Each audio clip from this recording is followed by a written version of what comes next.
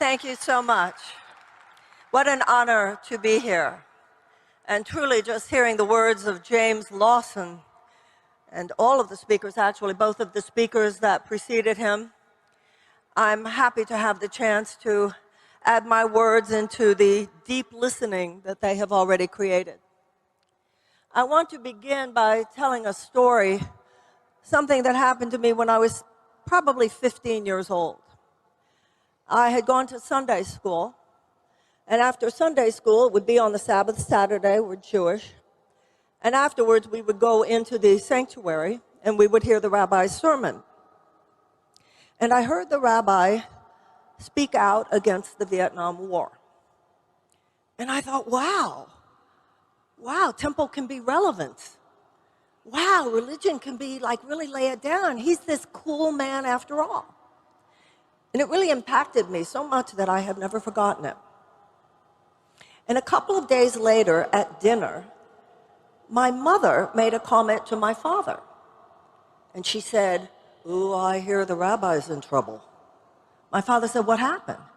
She said, "Well, apparently at the service on Saturday, he came out against the Vietnam War. And a lot of people weren't very happy with that." And I learned a lot from those two incidents.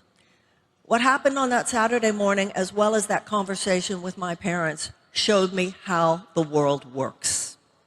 We all know what conscience is. We all know that small, still voice for God.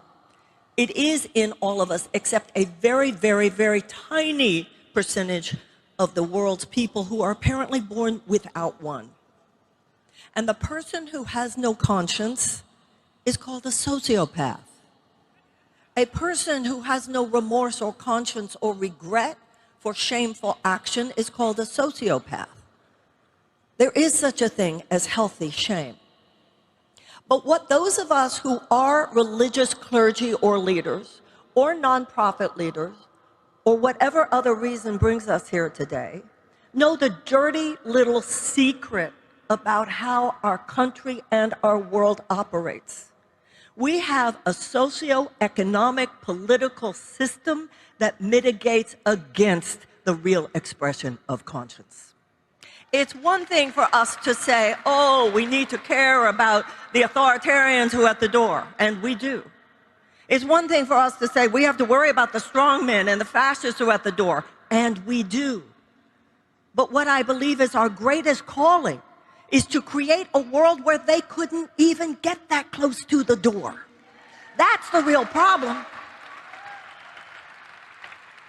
Franklin Roosevelt said that we wouldn't have to worry about a fascist takeover as long as democracy delivered on its promises. James Lawson was correct. You won't have to worry about the strong man as long as you feed that hungry child.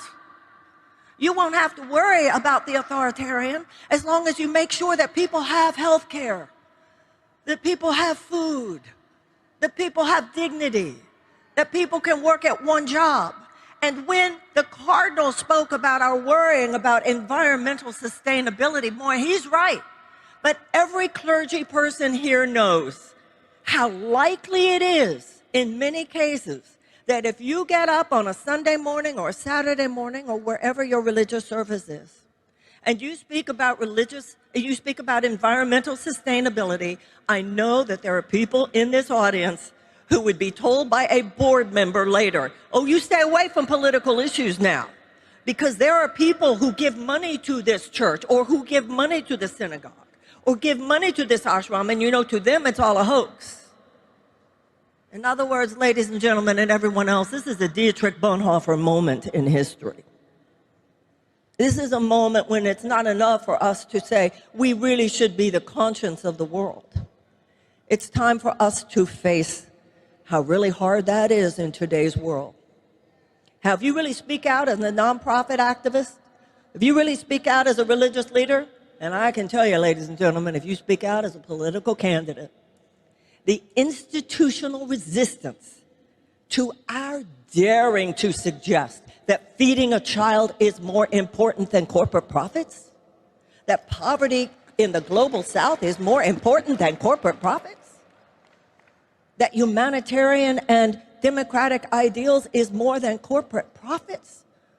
Ooh, you're radical. And I would say that religion is radical. In today's world, if we are to honestly not only take it in as abstract concept, not only even take it in our hearts, but take it in viscerally in our gut, to really believe, to really stand, to really dedicate our lives to the idea that we must walk in mercy, we must walk humbly with our God, and we must love one another, is not to always be liked. The people pleaser in us must die in order for the genuine spiritual leader to live.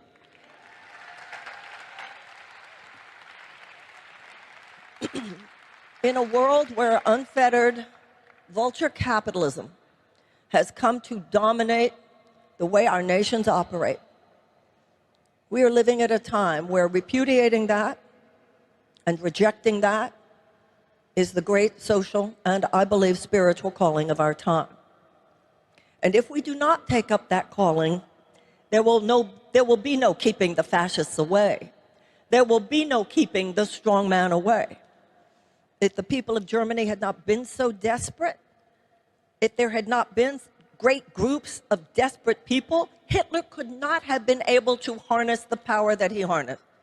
As long as you have large groups of desperate people, you will have a fascist or an authoritarian or a strongman just licking their chops, waiting to come in.